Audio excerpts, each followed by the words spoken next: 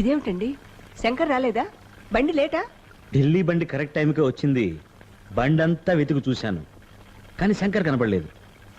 ఆ తర్వాత కనుక్కుంటే తెలిసింది అది ఇవాళ రావాల్సిన బండి కాదట, నిన్న రావాల్సిన బండి అట. తమిళనాడు ఎక్స్ప్రెస్ చూడపోయారా? అది కరెక్ట్ టైంకి వస్తుంది. నువ్వు ఒకటివి. జీటీ ఎక్స్ప్రెస్ లేట్ మాత్రమే, కానీ తమిళనాడు ఎక్స్ప్రెస్ ఎక్కడుందో కూడా ఎవరికి తెలియదట. ఢిల్లీ నుంచి బయలుదేరింది, కానీ విజయవాడకు రాలేదు.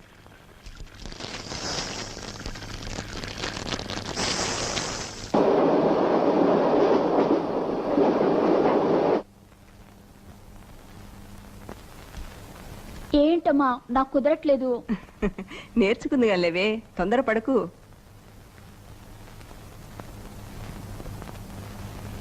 ఏమిటండి, ఇంకా బండి రాలేదా? అన్ని బళ్ళు వచ్చాయి, కానీ శంకర్ మాత్రం కనపడలేదు. బాగా వెతికి చూసారా? ఢిల్లీ నుంచి ఒక గూడ్స్ బండి వచ్చింది, అది కూడా గాలించి చూశాను, శంకర్ కనపడలేదు. ఇంకేదైనా బండి వస్తుందేమో కనుక్కున్నారా? లక్ష్మి, స్టేషన్ మాస్టరే స్టేషన్కి తాళం వేసుకుని ఇంటికి పోయాడు. ఇంకా నేను అక్కడే ఉంటే స్టేషన్కు బాంబు పెట్టే కేసుని పోలీసులు అరెస్ట్ చేస్తారేమో నన్ను భయపడి ఇంటికి తిరిగి వచ్చేసాను.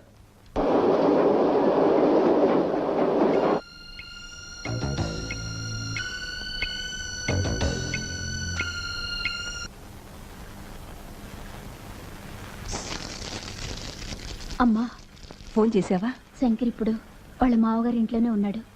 పొద్దునే వచ్చేసాట. నేను ఇది నాన్నగారికి చెప్పలేదు.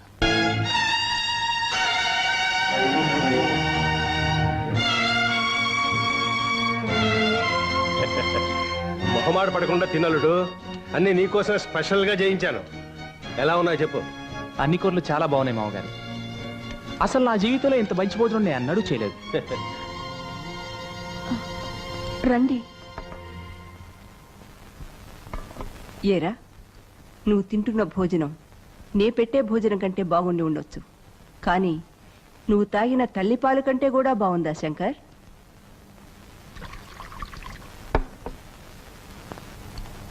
ఏమిటమ్మా మాటలు?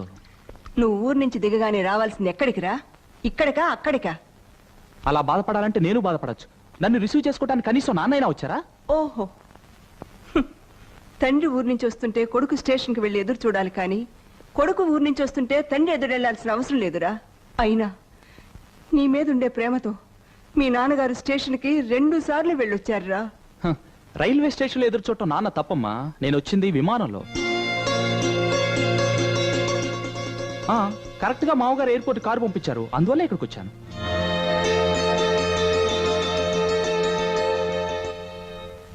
అల్లుడు, కొడుకు చేతి నిండా సంపాదించడం ఆరంభించగానే తమ చెయ్యి దాటిపోతున్నాడనే భయం ప్రతి తల్లిదండ్రులకి ఉంటుంది. అది మీ అమ్మగారు తప్పు కాదు, ఆ పాశం అలాంటిది. కానీ నువ్వు ఇక్కడికి వచ్చిన దగ్గర నుంచి ఈ నిమిషం వరకు మీ అమ్మా నాన్న గురించే మాట్లాడుతున్నావని పాపం ఆవిడికి ఏం తెలుసు? మీ నాన్నగారు ఇల్లు కట్టుకోవడానికి 10,000 ఇమ్మనమని నన్ను ఒత్తిడి చేస్తున్నావని పాపం ఆవిడికి ఏం తెలుసు? ఆ ఏర్పాటు చేయడానికే ఇంత ఆలస్యమైందని పాపం ఆవిడికి ఏం తెలుసు? ఆ డబ్బు మీ అమ్మగారికి చూపించు.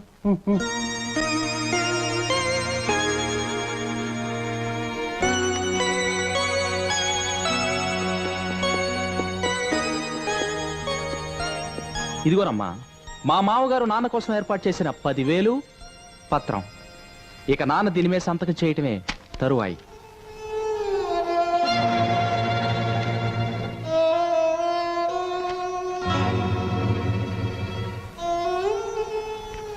వెళ్ళొస్తా బాబు. నాకు చిన్న ఉపకారం చేసి పెట్టు. ఏమిటి? ఇక మీదట నువ్వు నా ఇంట్లో మాత్రం అడుగు పెట్టకు. అమ్మా. అవునరా, కన్న తండ్రికి డబ్బు ఇవ్వటానికి ప్రోనోటు మీద సంతకం అడిగే కొడుకు ఒరే నా కొద్దురా. ఏమిటమ్మా పిచ్చి మాటలు? ప్రోనోటు మీద సంతకం పెట్టకుండా రుణం ఎవరిస్తారు? అలాగా, నిన్ను కన్న రుణానికి నువ్వు నాకే ప్రోనోటు మీద సంతకం పెట్టించావురా.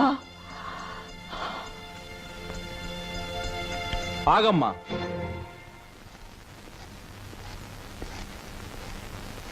అంటే సంతకం పెట్టకుండానే డబ్బు ఇవ్వాలంటావా? లేదురా, మీ నాన్న కోసం ఆ సంతకం నువ్వే పెట్టేసి ఉండాలి అంటాను. అలాగా? ఇల్లు కట్టేది నాన్న నేనా? ఇంటావిడ దగ్గర వెనక ముందు ఆలోచించకుండా ఛాలెంజ్ చేసింది నాన్న నేనా? ఆయన గారి ముక్కోపం వలన ఏడాది పాటు పని పాట లేకుండా నానా పాటలు పడ్డాను. ఇప్పుడు మా మావగారి దయ వల్ల నాకు మంచి ఉద్యోగం దొరికింది. ఇకనైనా నన్ను ప్రశాంతంగా బ్రతకనివ్వండి.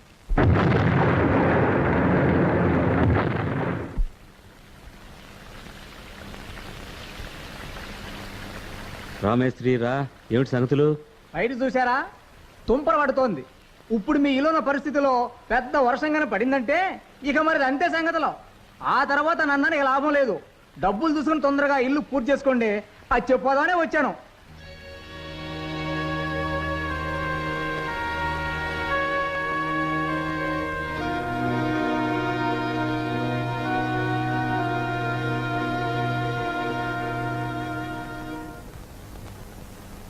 అల్లుడు, జీవితంలో అన్నం లేకుండా కూడా బతకొచ్చు, కానీ ఆత్మాభిమానం లేకుండా బతకూడదు. 91వ రోజు నేను ఇల్లు ఖాళీ చేసి తీరాలి. ఈలోగా ఇల్లు కట్టి తీరాలి. దానికి కొంచెం డబ్బు అవసరం వచ్చింది. నువ్వు సులోచన గొలుసిస్తే ఇల్లు పూర్తయిన తర్వాత వెంటనే తిరిగి ఇచ్చేస్తాను. అయ్యో నాన్న, వ్యాపారం ప్రారంభించడం కోసం ఆ గొలుసు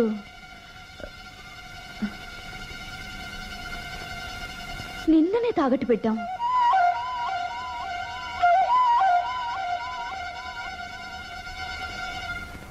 లక్ష్మి, మనకు అదృష్టం రైల్లో వస్తే దురదృష్టం విమానంలో వస్తుంది. అలా అనకండి. వాళ్ళు గొలుసు తాకట్టు పెట్టింది మంచి పనికేగా. మనకది దురదృష్టమైనా వాళ్ళకది అదృష్టం తెస్తే అదే చాలు. ఈ కథ నుంచి మన ఆంధ్రదేశం తెలుసుకోవాల్సిన నీతి ఏమిటో తెలుసా? ఏ తండ్రి తన కూతురికి ఉంగరం పెట్టకూడదు, గొలుసే వెయ్యాలి. అప్పుడే మొగుడు సులువుగా తీసుకోవచ్చు. అయ్యో, ఏమిటి, ఉంగరం ఊడిపడిందా? అది కాదండి, సంచి లోపల పెట్టేసి వచ్చేసారు. తీసురా. మీ నాన్నగారికి ఎందుకు అంత అబద్ధం చెప్పావు సులు? తలంటుకునే ముందు బీరువాలో దాచిన గొలుసుని మార్వాడి కొట్లో తాకట్టు పెట్టావని నాలుక నరం లేనట్టు అలా చెప్పచ్చా? నాలుగుకి నరం లేకుండా నా భర్తకి ధర్మపిండం వేస్తానని ఈసడించిన ఆయన గారికి అలాగే చెప్పాలి. పెద్దవాళ్ళు అన్న మాటలకి పెదార్థాలు తీయకూడదు. వాళ్ళ మాటలు సూదులు కూర్చున్నట్టున్నా ఆ మాటల వెనుక మనం బాగుపడాలనే భావన మాత్రమే ఉంటుంది. అత్తయ్య,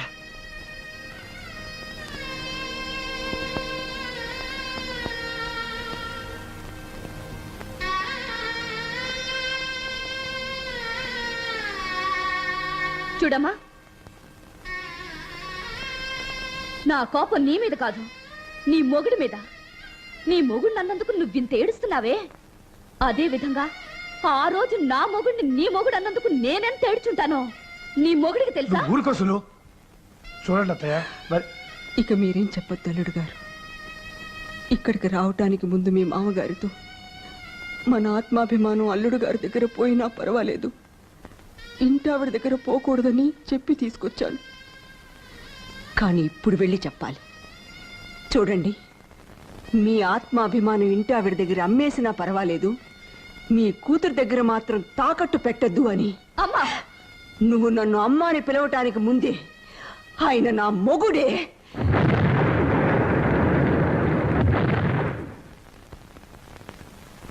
లక్ష్మి, మనలాంటి నిత్య దరిద్రులు సొంతిల్లు కట్టలేరు లక్ష్మి. అవమానాల పాలవుతూ అద్దె కొంపల్లో బతకాల్సిందే. నేను వెళ్ళి జగదామ్మని క్షమాపణ అడిగానా? వీల్లేదు. మీరు చేసిన శబదం నుంచి మిమ్మల్ని వెనకడుగు వేయనివ్వను. నే చేసుకున్న శబదం నుంచి నేను వెనకడుగు వేయను. నువ్వు శపథం చేసుకున్నావా? ఏమిటది? ఏ శబదం అని చెప్పమంటారండి?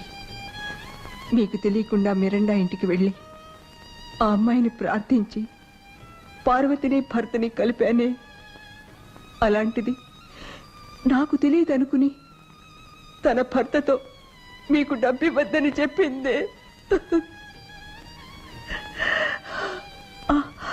ఆ పార్వతి కళ్ళ ముందు నా భర్త ఇల్లు కట్టద్దా? నేనే స్వయంగా నా చేతులతో దానికి ఆహ్వాన పత్రిక ఇవ్వద్దా? అంటే ఆనంద్ డబ్బు ఇవ్వలేనని చెప్పడానికి పార్వత కారణం. అంతేకాదండి, ఆనంద్ వేరే ఇంటి కాపురం పోవటానికి కూడా పార్వతే కారణం.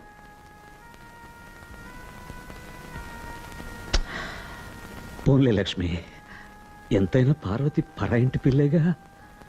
మన రక్తం పంచుకు పుట్టిన పిల్ల అయితే అలా చేసుండేదా? కంగారు పడకండి, మన రక్తం పంచుకు పుట్టిన కూతురు మాత్రం ఏం వరగబెట్టిందండి. లక్ష్మి, అల్లుడికి ఉద్యోగం పోయిందనే బాధలో అతనికి ధర్మపిండం వేస్తానన్నందుకు మీరెన్ని రాత్రులు కుమిలిపోయారో నాకు తెలుసు.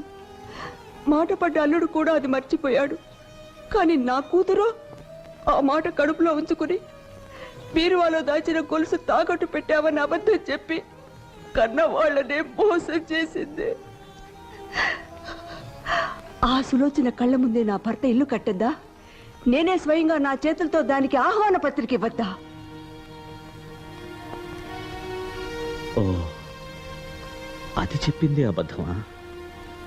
పోన్లే లక్ష్మి, ఈ ఆడపిల్లలు ఎటూ ఆడపిల్లలే కానీ ఈడపిల్లలు కారు. వాళ్ళని ఎప్పుడు నమ్ముకోకూడదు. ఓ, నువ్వు ఇక్కడే ఉన్నావమ్మా? క్షమించేయమ్మా. నేనేదో కడుపు మంటలో మాట సారాను. దాన్ని మనసులో ఉంచుకుని ఏదో ఒకనాడు నేను ఇరుక్కుని ఉన్నప్పుడు నన్ను సాధించు. లక్ష్మి, నువ్వేం బాధపడకు. మన కొడుకు శంకర్ ఉన్నాడు. ఎక్కడున్నాడండి? ఢిల్లీలో ఉన్నాడు. లేడండి, ఇక్కడే బెదవాళ్ళలోనే ఉన్నాడు. డబ్బున్న మామగారింట్లో ఉన్నాడు. ప్రశాంతంగా ఉన్నాడు. ఏమండి, మీకు డబ్బు కావాలా? సంతకం పెట్టడం వచ్చా? ప్రో నోటు మీద సంతకం పెడతారా? అప్పుడే మన ఢిల్లీ కొడుకు తప్పిస్తాట. ఆ శంకర్ కళ్ళ ముందే నా భర్త ఇల్లు కట్టద్దా? నేనే స్వయంగా నా చేత్తో వాడికి ఆహ్వాన పత్రిక ఇవ్వద్దా? ఈ విషయాలన్నీ నాకు తెలియకుండా ఎందుకు దాచావు లక్ష్మి? అదేనండి ఆడవాళ్ల తలరాత. చిన్నప్పుడు అన్నదమ్ముల తప్పుల్ని తల్లిదండ్రులకు తెలియకుండా దాచాలి. పెళ్ళయ్యాక భర్త తప్పుల్ని అత్తమామలకు తెలియకుండా దాచాలి. బిడ్డలు పుట్టాక బిడ్డల తప్పుల్ని భర్తకు తెలియకుండా దాచాలి. జరిగే తప్పుల్ని ఆడవాళ్ళ దిగమింగి దాచకపోతే సంసారంలో ఉన్న బంధాలు అనుబంధాలు ఎప్పుడో గాలికి ఎగిరిపోయి ఉండేవి. ఇప్పుడు నా తలరాత ఏమిటి లక్ష్మి? నన్నేం చేయమంటావు? చూడండి, ఇటుకలు పేర్చి సిమెంటు పూసి వెళ్ళకొడితేనే ఇల్లు కాదండి. వెదురు బొంగులు నాటి తాళ్లతో బిగించి ఆకులతో నేసిన ఇల్లేనండి. మన స్థలంలో మనం ఒక పూరి గుడిసి వెయ్యాలి. గృహప్రవేశం జరపాలి. అందరికీ ఆహ్వాన పత్రికలు ఇవ్వాలి. మనల్ని కట్టెల్లో పెట్టాల్సిన బిడ్డల్ని నమ్మింది చాలు. కట్టెలమ్మే షావుకాన్ని నమ్మండి, ఆయన అరువిస్తాడు. వెళ్ళండి, వెంటనే ఏర్పాట్లు చేయండి.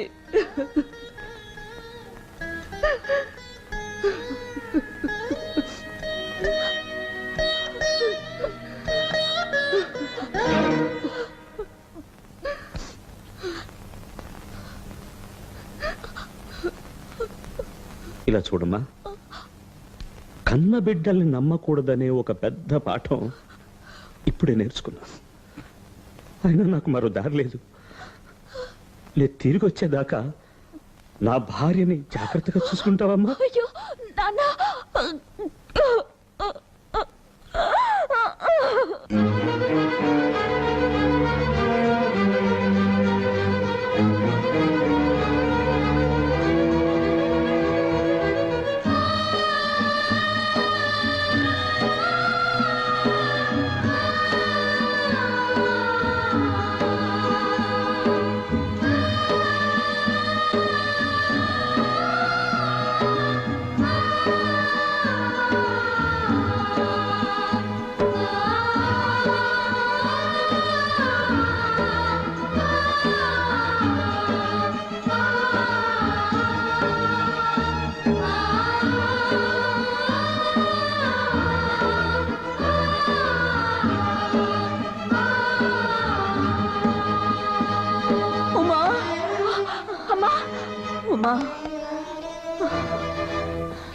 ఊరిపాక వేయటంలో మీ నాన్నగారికి ఎన్నో సమస్యలుండొచ్చు.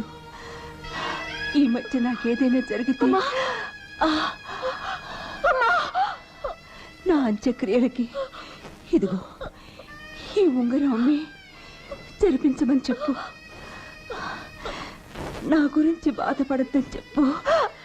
అబ్బా ఉమా, పాక వెయ్యమను, గృహప్రవేశం జరిపించమను, ఆహ్వాన పత్రిక అందరికీ ఇవ్వమను.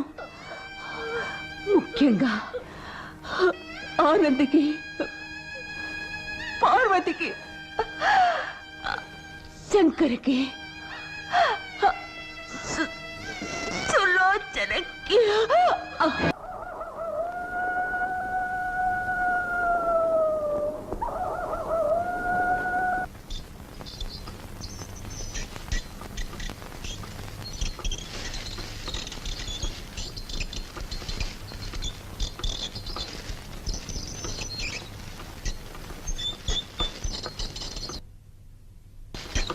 చూడమ్మా, మీ దగ్గర శపథం చేసి ఇవాళకి 90వ రోజు. ఇవాళ సాయంత్రం 6 గంటల లోపు నేను మీ ఇల్లు ఖాళీ చేస్తాను. సుబ్బయ్య గారు, అదంతా తర్వాత మాట్లాడుకుందాం. నేను మనిషిని, ముందు లోపలికి వెళ్ళండి.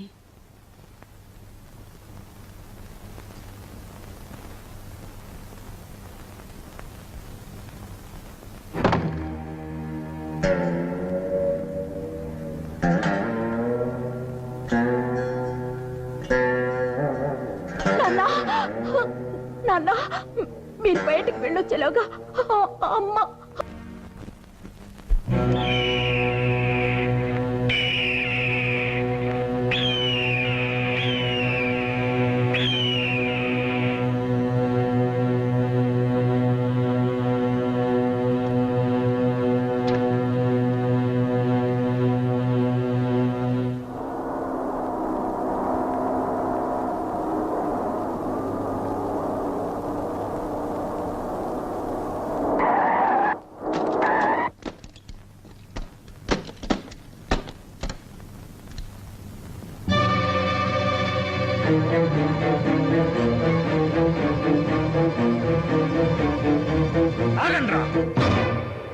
ఇది నా స్థలం.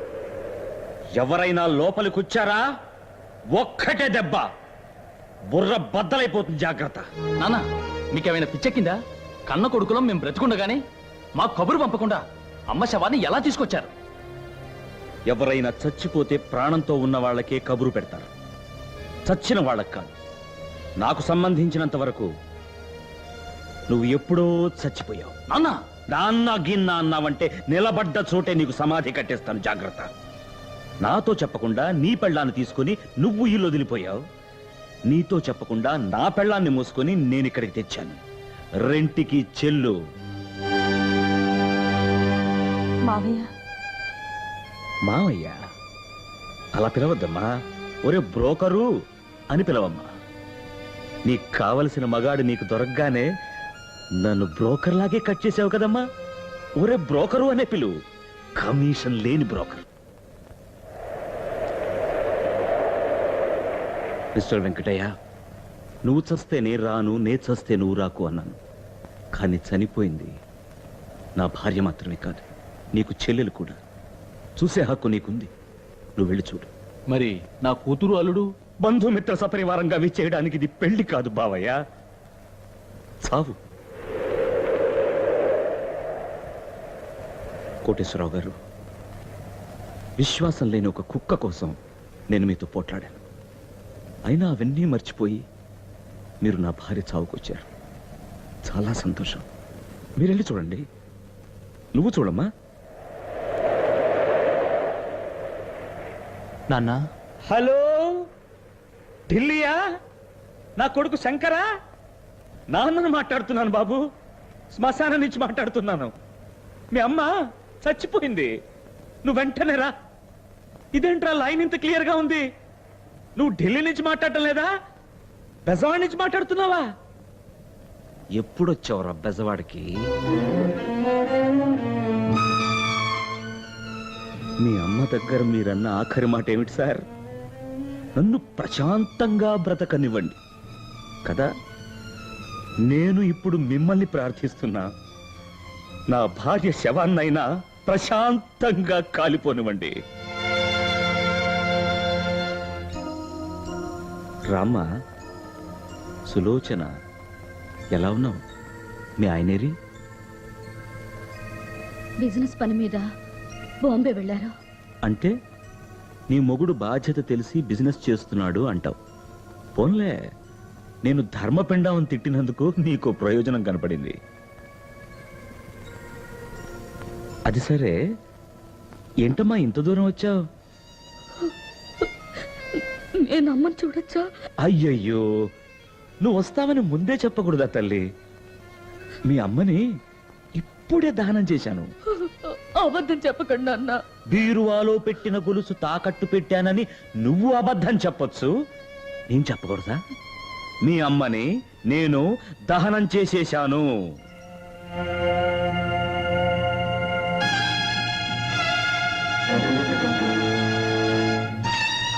నేను చెప్పిన వాళ్ళు తప్పించి మరెవరైనా ఈ కర్ర దాటి లోపలికి వచ్చారా, ఈ కర్రతోనే వాళ్లకు కపాల మోక్షం. అమ్మ ఉమా, మనుషుల అవసరాన్ని బట్టి రాజ్యాంగాన్నే మారుస్తున్నారు. మనం శాస్త్రాన్ని సంప్రదాయాన్ని మారిస్తే తప్పే లేదు. నా కొడుకులెవ్వరికీ తల్లికి తలకొరువు పెట్టే అర్హత లేదమ్మా. ఆడవాళ్ళు ఈ లోకంలో ఎన్నో గొప్ప గొప్ప పనులు చేస్తున్నారు. నా కోసం నువ్వు ఘనకార్యం చేస్తావమ్మా? చెప్పండి నాన్న.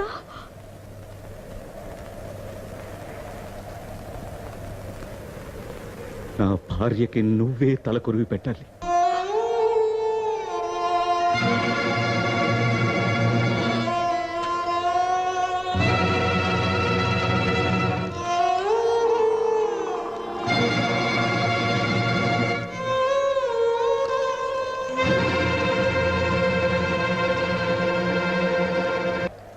మంచి సమయానికి వచ్చావు.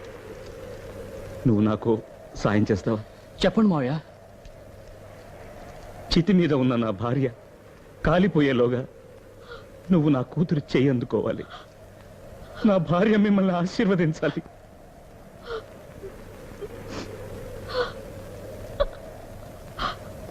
ఏమిటమ్మా, సారే చీరే ఏమీ లేకుండా నేను నీకు పెళ్లి చేస్తున్నానని బాధపడుతున్నావా? ఆ ముక్కోటి దేవతలు పరమేశ్వరుని కళ్యాణానికి ఇచ్చిన సారె కంటే గొప్ప సారె మీ నాన్న దగ్గర ఉందమ్మా.